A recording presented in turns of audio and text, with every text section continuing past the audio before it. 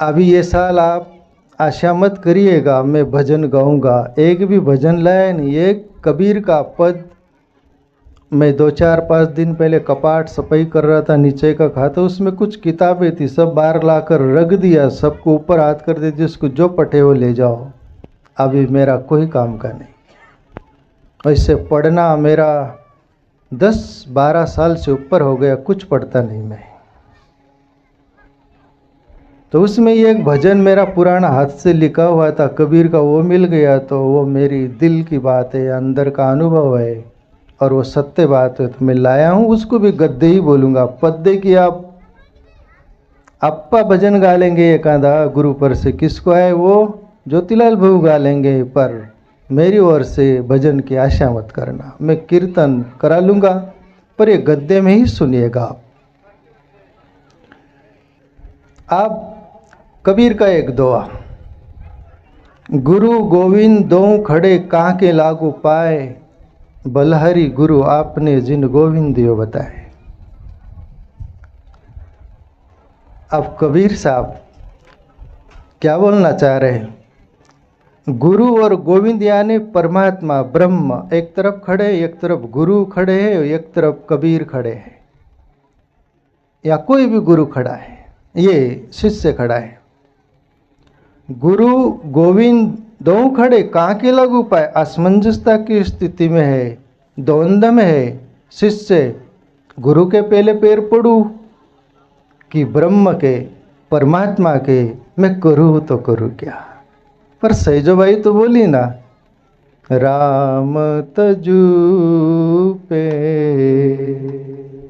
गुरु ना विसारू, राम तजू पे गुरु ना विसारू, गुरु के सम हरि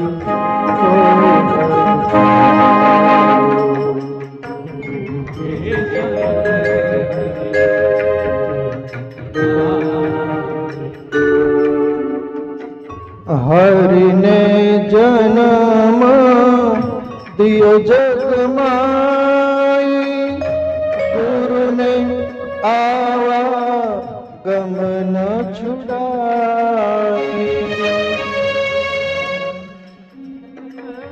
हरि ने पाँच चोर दिए साता, गुरु ने छुड़ाए अनाथा, गुरु ने लाई छुड़ाए अनाथा, राम तजू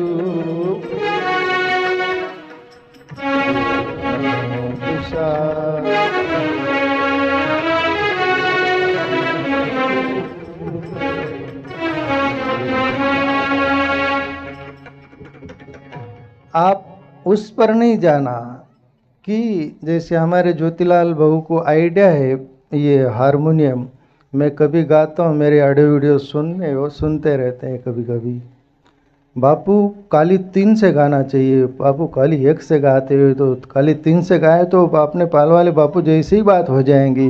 पर पाल वाले बापू जी है, ब्राड़ वाले बापू जी, इतना तो फर्क है। और ईश्वर की रचना दो नहीं एक ही होती है। जैसे ईश्वर एक है वैसे हर जगत में गुरु हो शिष्य हो आदर कोई भी हो वो एक ही होता है। अपने स्तंभ जो है अंगूठा का, इसका जो फिंगर प्रिंट जो होती है वो सबकी अलग अलग होती है कि नहीं। वो आधार कार्ड पर से आप नहीं पता वो क्यों आधार कार्ड निकाला, आप अलग अलग है कि नहीं। ये ईश्वर की रचना का आपको आश्चर्य नहीं आता क्या? ऐसा ही कभी आप कंपैरिजन क्यों करते हो, क्या बोलते हो इसको, तुलना क्यों करते हो, कंपैरिजन। उदाहरण लो, वैसा ही होना चाहिए। नो, दादर हमारे से जो दूसरा है वो दूसरा ही रहेगा। तो अभी यहाँ पर गाय तो कोई इसका गायन जानने वाले वो पकड़ लेते कि थोड़ा नीचे ऊपर हो रहा है, पर उसके तरफ ख्याल मत देना। भाव को पकड़ो, दिल को पकड़ो, हृदय को पकड़ो। सामने वाला क्या बोलना चाह रहे उसका हृदय हार्ट में प्रवेश करो। जैसे को नहीं सुनी भीम पांचों पांडवों में का एक भाई शिव मंदिर में महिमन स्तोत्र गा रहा था, तो बहुत उसके अंदाज में गा रहा था भीम। और एक कुंभार आता है दौड़ते हुए भागते मंदिर के पास आकर द्वार पर खड़े रह गया। तब भीम उस कुंभार तरफ देखा और कुंभार डर गया कि ये तो भीम है, मैं कहाँ गया। तब भीम बोले रुक जा, क्यों आया था यहाँ? बोले ऐसे ही आया था बचाने के लिए। भीम को बोलना मतलब मौत गले को लगाना है। अनब शनब आदमी था वो, पकड़ता तो तोड़ ही डालता।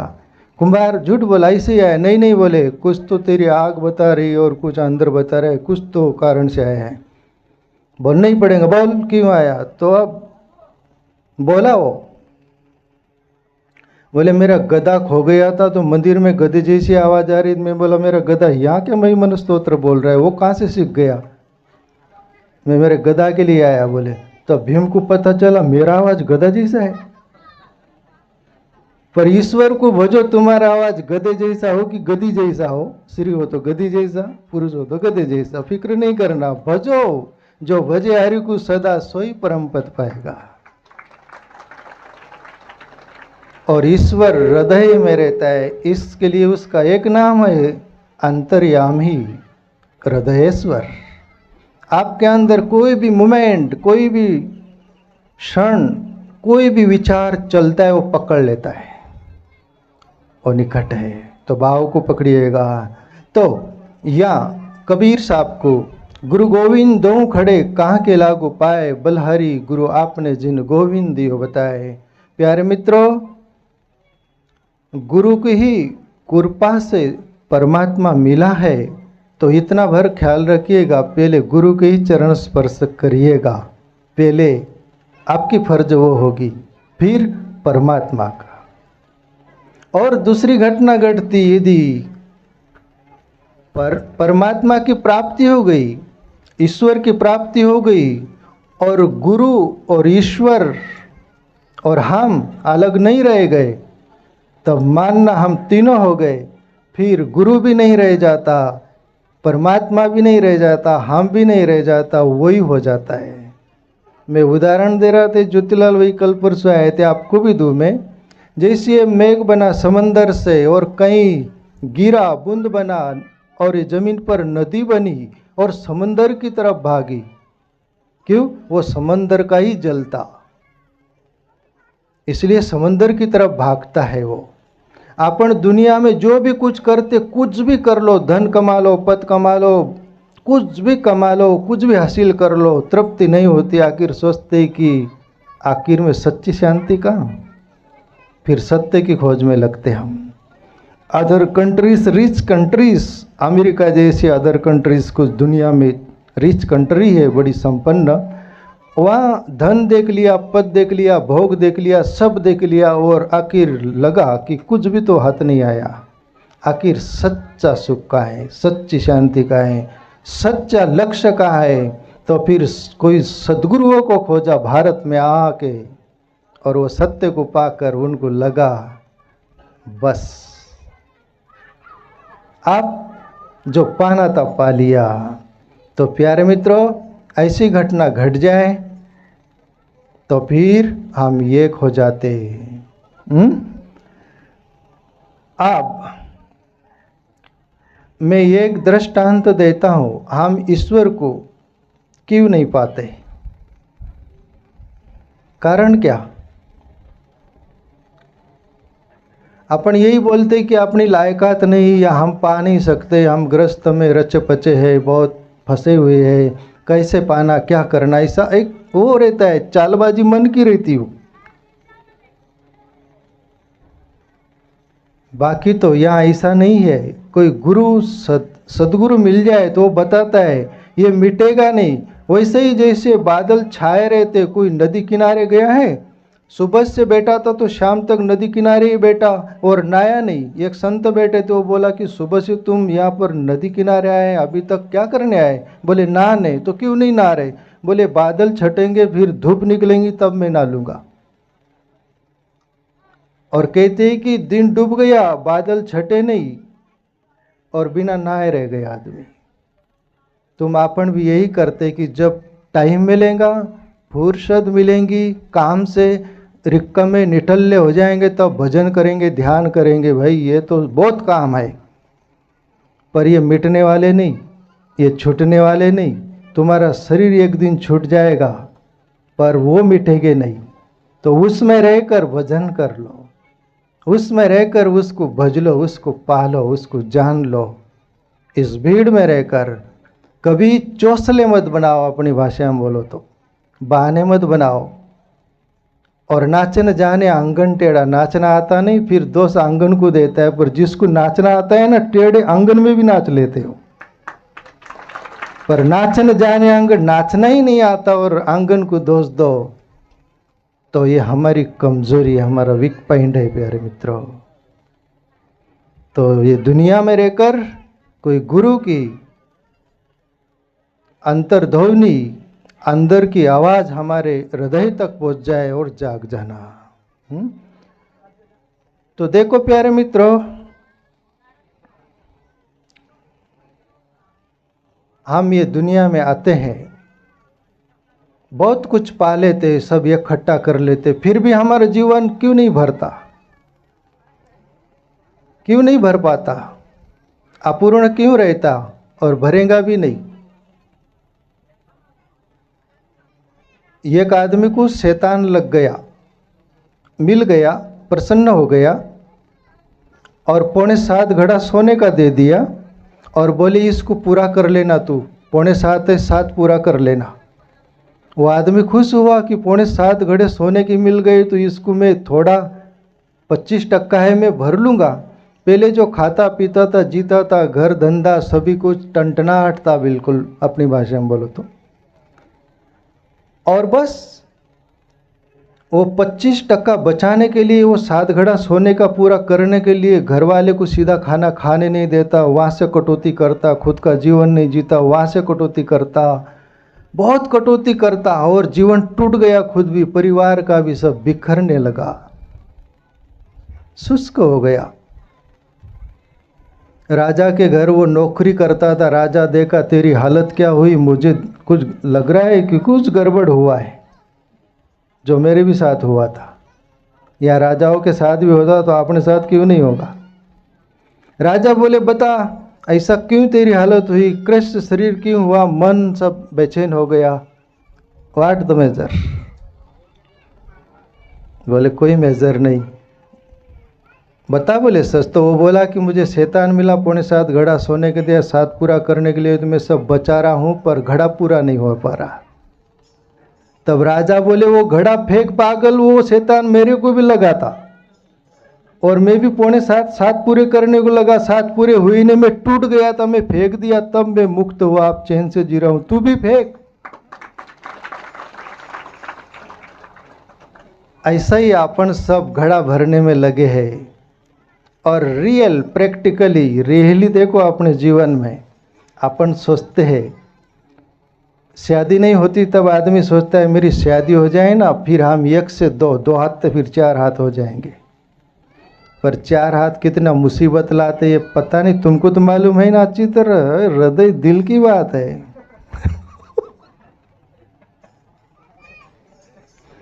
हम 2 है, मेरे 2 हाथ है और 2 हाथ हो जाएंगे, 4 हाथ बटाएंगे और बिल्कुल आनंद से जिंदगी जिएंगे। हो गए 4 हाथ, समाधान हुआ, बढ़िया रहो ना चैन से।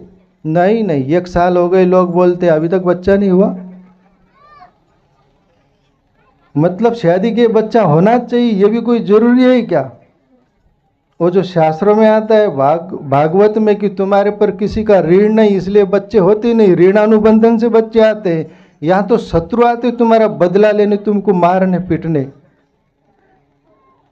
या तुम्हारा ऋणानुबंधन के हो गए, ऋण पूरा करने आते, उनका देने या लेने। एक उदासीआत्मक पुत्र होता है। तुम्हारे से पैदा हो जाते हो उदास रहते, माँ बाप मरो धरो कुछ भी हो, कोई लेना देना नहीं। रियल देखो जिंदगी में बोला 4 पुत्र होते हैं, व्यास ऋषि बोले थे 4 पुत्र होते। एक उदासीआत्मक,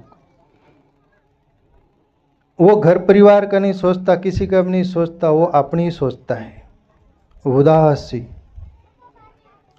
वो तुम्हारा कोई काम का नहीं, वो बीच में लेना देना आ गया, बिना बुलाए मेहमान। फिर तुम सोचते तो हमारे लिए कुछ कर ही नहीं रहा, करता ही नहीं, क्या बात है, ऐसा है, वो कोई मतलब नहीं, न ऋण है न ऋण देना है उसको, बीच में आ गया। अभी कोई लोग बैठे हैं वहाँ बीच में कोई भी आ गया तो वो कोई एक्शन करता है क्या? मतलब नहीं ना, तुम्हारे चपेटे में क्यों पड़ूं। और एक शत्रुआत्मक पुत्र घर में पैदा होता है, बाहर से बदला नहीं लेता, घर में आकर लेता है, तुम्हारे बोक्कारे में मारता है। माफ करना है शब्द में हंसाने के लिए, बोलो मेरे लिए कॉमेडी है। बोक्कारे किसको बोलते, बोलो या खजाते उसको। जी, घर में पैदा होता है और तुमको मारता है, तब तुम बोलते तू घर में मेरा बेटा होकर मेरे को मार रहा है। नहीं नहीं, वो शत्रुता पहले जन्म में बदला नहीं ले पाया, अब भी ले पाने को मौका मिल रहा है, इसलिए तुमको मारता भी, तुम्हारा धन भी सब वो करता है चितर बितर, और वो पूरा करके चला जाता है। चौथा बेटा होता है ऋणात्मक, ये सेवकात्मक, ऋणात्मक को ऋण लेने के लिए, शत्रुआत्मक, उदासीनात्मक, एक सेवकात्मक पुत्र जन्मता है। वो जन्मता है तो केवल सेवा करने के लिए, माँ बाप का, अपना परिवार का, दादर लोगों का, किसका भी सेवा करना है उसको। 4 प्रकार के पुत्र है। और व्यास ऋषि आगे बोले यदि तुमको पुत्र ही पैदा नहीं हो तो ईश्वर का भजन करो कपूतो, बैठे बैठे बैठे मत करो। वरना भागवत का आत्मदेव की कथा आती ना, वो धुंधकारी भाग्य में नहीं था, वो उसका बहन का लाता सब ऐसा उलट सुलट, अभी इतना मेरे को बोलने का टाइम नहीं, पर वो धुंधकारी माँ को भी मारता, बाप को भी मारता, सब धन का वो करता, 5 वेश्याओं के नाम में लग जा तो वेश्या मार डालती, घर में गड़ा देती, सब जय सिया राम। जब व्यास ऋषि बोले तुम्हारे नसीब में पुत्र ही नहीं है तो देवी देवता भगत भोपा अमुक ढमुक क्यों करते हो? नहीं है तो व्यास ऋषि बोले भजन करो ईश्वर का, तुम कोई तुम्हारे पर ऋण नहीं या कोई प्रकार का नहीं, ईश्वर का भजन करो और जब तक जिंदगी है शान से जिलो और चले जाओ। अपनी भाषा में बोले धुआड़ी देने वाला, अरे क्या धुआड़ी लगाए, ये इतने लोग क्या कम हो गए, कोई भी धुआड़ी लगा देगा तुमको, जिसके कोई नहीं वो भी धुआड़ी लगा देते हैं ना। जिसका कोई भी नहीं वो फुटपाथ पर भी मर गया तो लोग क्या करते, उसको कपड़ा ला देते, लकड़ा ला के जमा कर देते, जला देते, उसका भंडारा भी कर डालते, है ना। तो फिर तुम चिंता नहीं करना, समझे। तो मैं किस संदर्भ में था, अब भी खो गए ना। हाँ जी, ये 4 प्रकार के पुत्र। तो प्यारे मित्रों, एक बाप थे, धन संपत्ति बहुत सारी थी, और किसको धन दे। तीनों बच्चे जुड़वा पैदा हुए थे, मतलब वो होते नहीं एक साथ में, तीनों बच्चे एक साथ पैदा हुए, वो तीनों एक ही साथ के थे और बड़े हो गए, जवान हो गए, शादी भी हो गई। फिर बाप सोचता है कि मैं राज्य किसको दूँ, तो बाप सोचता है मैं राज किसको दूँ, तो कोई उनका सदगुरु था। कभी पहले महाराज देखो कुछ सोचता नहीं था, वो समस्या आती थी तो सदगुरु के द्वार पर जाते थे और समस्या का समाधान होती थी। तो वो सदगुरु के पास वो बाप जाता है जो राजा था वो, और उनको पूछता है कि मैं तीनों बेटे में से राज किसको दूँ, कौन लायक होगा, मैं तो तय नहीं कर पा रहा। तब गुरु बोलते हैं कि एक काम करो, तीनों बेटे को एक जैसी संपत्ति बांट दो और कुछ दिन मेरे आश्रम में आ जाओ, आश्रम में आकर कुछ दिन रहो, बाकी ये बोल के आना कि जो तुमको धन संपत्ति दी है 3 मकान दे देना और बोल देना मैं आऊँ 1 साल बाद, तब तक आप तीनों घर भर के रखना। जो घर भर देगा उसको मैं राज्य दे दूंगा। तीनों बेटे राजी हुए और वो गुरु के द्वार चले गए, आश्रम में रहे। 1 साल बाद गुरु को साथ में लेकर आते हैं तो देखते तो एक बेटा सोचता है कि ये धन का मैं कैसे घर भरूं, तो कचरा सब कूड़ा करकट एक जमा कर लिया और अपने घर को भर दिया कि पिताजी को घर भरा हुआ ही चाहिए ना। और दूसरा बेटा जो था कि सोने चांदी ऐसा जो कीमती है धातु वो मैं ले लूँ और वो घर भर दूँ। और घर कहाँ भराता है उससे, थोड़े कोने में थोड़ा सारा खाली रह गया, उदासी। तीसरा बेटा था वो सोचा मैं घर कैसे भरूं, तो उसने बाजारों से फूल लाया जो सुगंधित फूल थे, कुछ सुगंधित द्रव्य लाया जो लोबान आदि होते ऐसे जो सुगंधित होते वो, कुछ दिया लाया, कुछ तेल लाया, कुछ बाती लाया और घर में प्रकाश दिया, बहुत प्रकाश जला दिया। दिया से पूरा घर भर गया रोशनी से और फूलों की सुगंध से पूरा घर भर गया। और कहते हैं कि एक कोई बांसुरी बजाने वाले को भी ले आया घर में, वो बांसुरी बजाता है, पूरी बांसुरी की धुन पूरे घर में भर गई। यानी ये तीनों चारों विकल्प जो चुना घर भरा हुआ था। बाप देखता है तीनों की प्रक्रिया पर तय नहीं कर पाया, फिर गुरु से पूछता है कि ये आप में समझ नहीं पा रहा, किसको दूँ? एक तो कूड़ा करकट से भरा हुआ है, एक कोई सोना चांदी कुछ थोड़ा सा रख रखा है, और ये के फूल दीपक से सुगंधित तो लोबान आदि से, और बांसुरी की धुन पूरी उसमें गुंज रही, पूरा मकान भरा, किसको दूँ? तो गुरु बोले उसको दे जिस बेटे ने मकरंद फूल लाकर, सुगंधित लोबान लाकर और वो बांसुरी वाला और क्या प्रकाश दीपक जलाया, वो बेटे ने घर भर दिया और वो सराहनीय है और वही लायक है, उसको धन ये मालिक बना दो, उसको दे दो राज्य। 2 बेटों से बाप राजी नहीं हुआ, एक कचरा भर लिया, एक थोड़ा सा कीमती भर लिया। पर ये आप ये उदाहरण ऐसा ले लो, जिंदगी में अपन ईश्वर के 3 बेटे हैं और 3 बेटे में से एक बेटा वो है जो जिंदगी में कूड़ा करकट भर लेता है, शराब पेंगा, मांसाहारी और भी अनेक प्रकार का वेश्यालय बोलो कि दूर व्यवहार ऐसा करेगा, वो जिंदगी में दुर्गंध ही भरता है और उससे वो ईश्वर रूपी पिता खुश नहीं होता, वो भी जिंदगी रूपी वो धन सब वो खो देता है, कोई हाथ नहीं आता। दूसरी बात, वो सोने चांदी वाला कोई सोचता है मैं धन कमा लूँ, ये कमा लूँ, वो कमा लूँ और मैं सुखी हो जाऊंगा, वो बहुत करता है कोशिश पर उससे भी तृप्ति नहीं होती।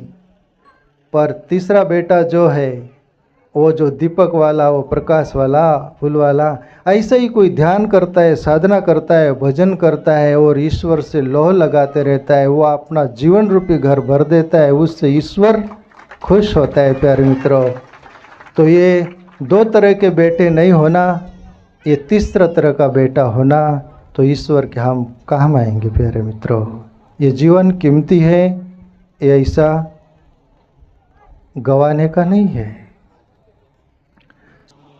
प्यारे मित्रों, जिंदगी की कुछ चंद मैं सोचता कि इनके लिए क्या बोलूँगा, तो मैं कुछ नोट कर लिया था, किस पर बोलूँ जो आपके काम की हो। तो जिंदगी में प्यारे मित्रों सुख दुख आते रहते हैं, यहाँ संतों के भी जीवन में सुख दुख आते हैं, प्रभु श्री राम, प्रभु श्री कृष्ण के भी जीवन में हमने सुख दुख देखा, शास्त्रों में पढ़ा।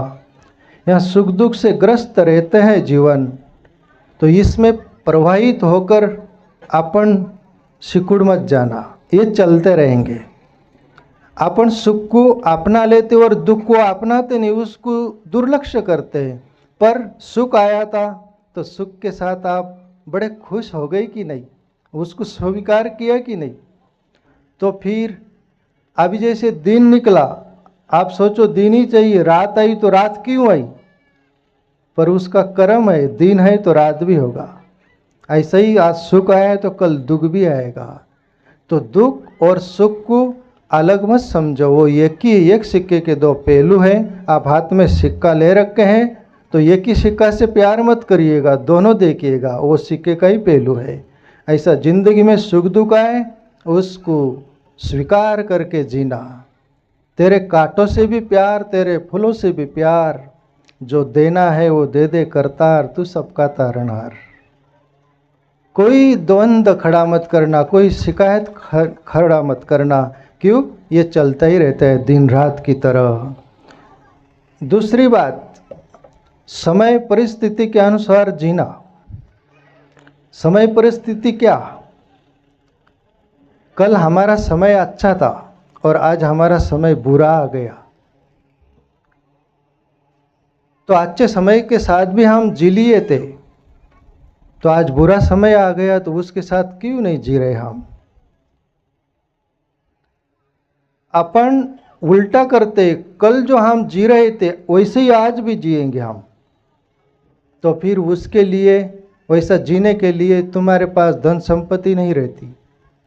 तो फिर जो भी तुम्हारे पास धन है, खेती है, घर है, अदर कुछ भी है, उसको बेचते और कल जैसे ही जीने का सोचते। हम जिएंगे तो वैसे ही जिएंगे, आज जो परिस्थिति वैसे नहीं जिएंगे। पर मराठी संत बोले, समयासी सादर वावे, देव ठेवेल तैसे चिरावे। या समय के हिसाब से जैसे हो, कल हम घी में रोटी खा रहे थे, आज चटनी से खाने को मिले तो आज चटनी से खाकर जीवन जीना। पर आप सोचो नहीं, घी से ही खाएंगे तो आपकी जीवन की बर्बादी होगी। इसलिए समय के अनुसार जीना, परिस्थिति के अनुसार जीना प्यारे मित्रों, एक। और दूसरी बात, व्यसनाधीन होकर मत जीना। जो भी व्यसनों में लगे हुए लोग हैं उनका कभी भला नहीं होता। व्यसन जैसे एक मकान रहता है, एक खिड़की खुली तो एक मच्छर आया तो फिर सभी जीव उसमें आ जाते हैं। तो कोई भी प्रकार का दुर्व्यसन हो, शराब हो, अदर जुआ खेलते हो, कोई भी नशा हो, उससे मुक्त होना, उसमें लगना नहीं।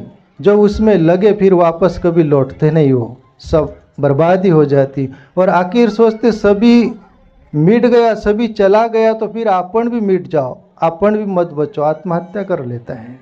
तो प्यारे मित्रों, समय परिस्थिति के अनुसार जीना। और एक बात, अंधश्रद्धा में मत जीना। हम अंधश्रद्धा में इतना जीते हैं, नहीं, तुम्हारे प्रारब्ध में जो है वही मिलेगा। तुम्हारा प्रारब्ध तुम मिटा नहीं सकते। हाँ, जरूर उसका वर्चस्व कम हो सकता है भक्ति भाव से, ईश्वर की भक्ति से, आत्मचिंतन से। जैसे एक आदमी संत की सेवा करता था, ईश्वर की भक्ति करता था, और एक वेश्यालय जाता था। वेश्यालय जाने वाला बहुत मालामाल हो गया और ये संत की सेवा करने वाला कंगाल ही था, कुछ नहीं। वो संत को रोज बोलना चाहता था कि मैं गुरुदेव से बोलूं कि ऐसा क्या है, एक आदमी गलत जगह जा रहा है तो वो मालामाल हो रहा है और मैं है तो कुछ नहीं। तो ईश्वर की भक्ति और संत सेवा क्या यही है? तब और संत को एक दिन सोचता है मैं आज बोलूँगा ही, आते आते बहुत अपने मनस्थिति किधर भी हो तो कुछ भी होता है, तो कांटा पैर में घुस गया, आर पार निकल गया, खून लूलवान हो गया। फिर तो वो दिन रहा नहीं गया, संत से जाकर बोले कि बाबा ऐसा क्यों? तब संत हंसकर बोले, बेटा आज तेरी मौत होने वाली थी, पर तू ईश्वर की भक्ति करता है, संत सेवा करता है, उसके बदले तेरी एक कांटा पर मौत टली नहीं तो आज तेरी मौत होने वाली थी। ईश्वर की भक्ति, संत सेवा कभी व्यर्थ नहीं जाती। तो प्यारे मित्रों, अपन ईश्वर को, संतों को, किसी को दोष मत देना। अपनी जो फर्जियात है वो निभाना, अपनी सेवा जो है वो करना, है ना। वो ईश्वर अंदर ही बैठा है। दूसरी बात बोले, वो जो वेश्यालय जाने वाला आदमी था उसके भाग्य में हीरे के 7 नख थे, पर वो वेश्या के पास जाता था ना, वो पाप अपराध से उसके 4 नग जो हीरे के तो वो व्यर्थ हो गए, 3 ही बचे, तो वो उसमें वो मालामाल हो गए, उसका पुण्य उतना था। तो प्यारे मित्रों, हमारा कर्म, हमारा प्रारब्ध, पुरुषार्थ यही काम आता है। ठीक है।